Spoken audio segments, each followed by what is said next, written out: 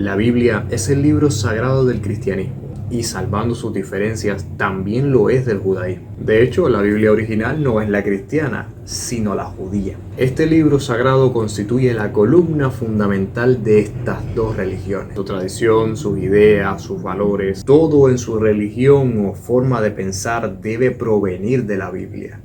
O por lo menos eso es lo que parece en un primer momento. Y tiene sentido, ya que la Biblia es considerada la palabra de Dios, revelada a los seres humanos para su conocimiento, guianza y salvación. Conocer la Biblia sí o sí es el punto de partida para entender a estas dos religiones. Y también, opino yo, conocer a otras religiones como el Islam, que se han apoyado en la tradición judeocristiana. En la primera parte de este curso, Judaísmo-Cristianismo, desglosamos algunas ideas importantes que es muy acertado conocer antes de empezar a leer la Biblia, precisamente para comprenderla mejor. Es verdad que no es obligatorio conocerlas, pero si lo hacemos, nos ahorramos mucho tiempo de estudio y corremos menos riesgo de entender las cosas al revés. En esta segunda parte nos ocuparemos del Primer Testamento, que contiene al Tanaj en su interior. Vamos a entender toda la historia del pueblo de Israel y de dónde nació este Dios y esta religión que es el judaísmo. Porque no fue como nos lo cuenta la Biblia. Ya hablamos en la primera parte que la Biblia no es un libro histórico, sino una interpretación teológica. La historia real la vamos descubriendo a través de la arqueología, con gran ayuda de la exégesis y otras disciplinas. Es posible que ya en esta parte, si tu interés es aprender de religión con el propósito de encontrar la divinidad o a ti mismo, empieces a entender cuál es el plan de Dios y su presencia en nuestra vida. En este primer capítulo nos ocuparemos del siguiente tema: origen y formación del pueblo de Israel. Vamos allá.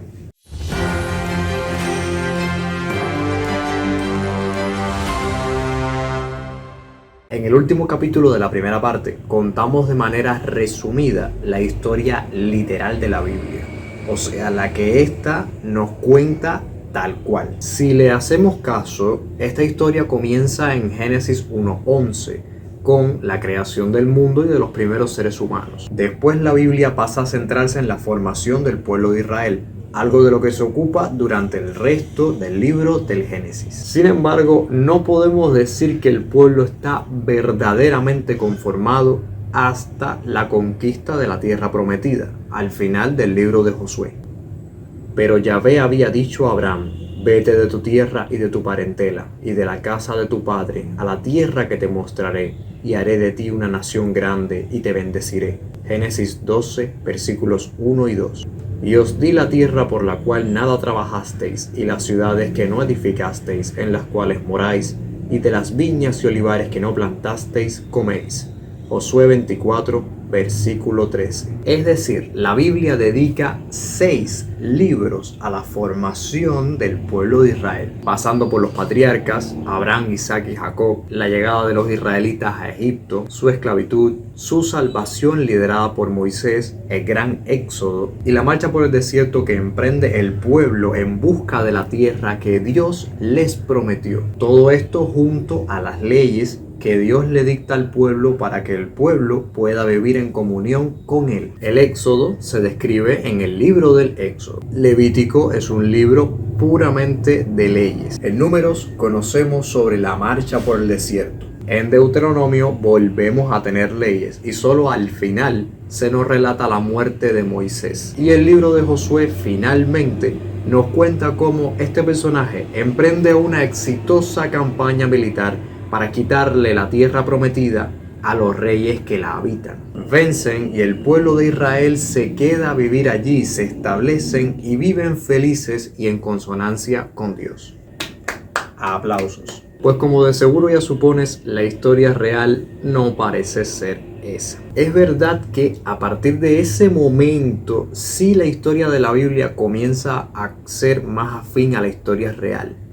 Pero lo que viene siendo desde Génesis hasta Josué, ambas versiones, la histórica y la bíblica, son muy distantes. Sin ir muy lejos, ninguna de las historias de los comienzos pudo haber tenido lugar. Hoy día conocemos la historia del universo, la formación de la Tierra, las eras geológicas y la historia de la humanidad, que se remonta muchísimo antes de la fecha aproximada de la creación del mundo según la Biblia. Como dije una vez, la Biblia está plagada de errores. Por ejemplo, Jericó era una ciudad que ya no existía en tiempos de la conquista de Josué. La propia campaña militar de Josué parece haber sido falsa y la misma Biblia nos lo hace sospechar, porque resulta que las mismas ciudades conquistadas y reyes derrotados por Josué, pues resulta que después no lo están.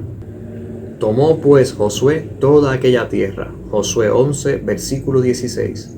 Siendo Josué ya viejo, entrado en años, Yahvé le dijo: tú eres ya viejo, de edad avanzada, y queda aún mucha tierra por poseer.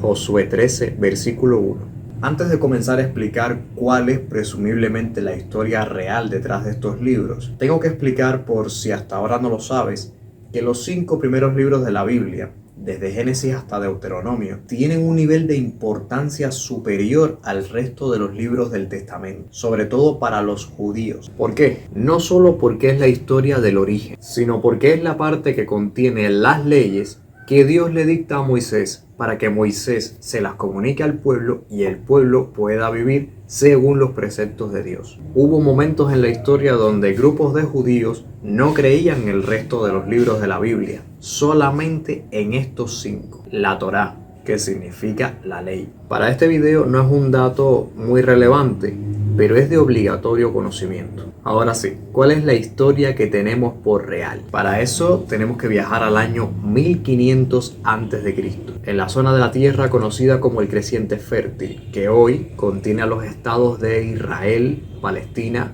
Líbano, partes de Siria y partes de Jordania. En aquellos tiempos su nombre era Tierra de Canaán. En ella vivían los pueblos cananeos, como los amorreos, los jebuseos, los hicsos y los fenicios. Vivían en ciudades-estado pequeñas, rodeadas por potencias como Egipto y Babilonia. La zona era, y todavía es, un corredor comercial, una zona muy estratégica para el comercio. Y por eso mismo era una zona que estaba en la mira de los grandes imperios. Precisamente por estas fechas, el faraón Tutmosis III conquista esta tierra y pasa a ser parte del Imperio Nuevo de Egipto.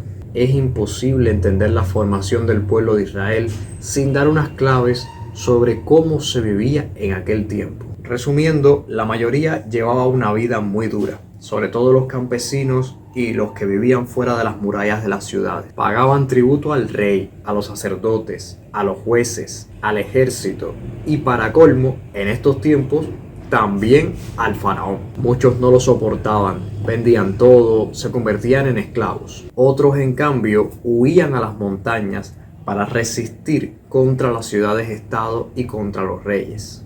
Y estos marginados y rebeldes se les conoció por un nombre: Apirus. Estos Apirus son los hebreos de la Biblia. O sea que no eran una familia consanguínea, sino hermanos en armas con una misma condición social. Pero pasó algo que marcó esta historia para siempre. En el año 1250 llegó desde el mar Mediterráneo un pueblo llamado Filisteos, que conquistó Gaza y otras ciudades de alrededor, cortándole el paso a los egipcios y terminando con su dominio sobre Canaán. En muy poco tiempo la situación cambió. Los reyes cananeos empezaron a luchar por ver quién consolidaba su dominio en la zona, pero los hebreos entendieron que se les estaba abriendo una gran oportunidad. Antes dominaron gran parte de las selvas montañosas, pero comenzaron a bajar las llanuras y allí empezaron a construir un sistema económico y social nuevo y más justo. También atacaban ciudades-estado y muchos se convertían en mercenarios.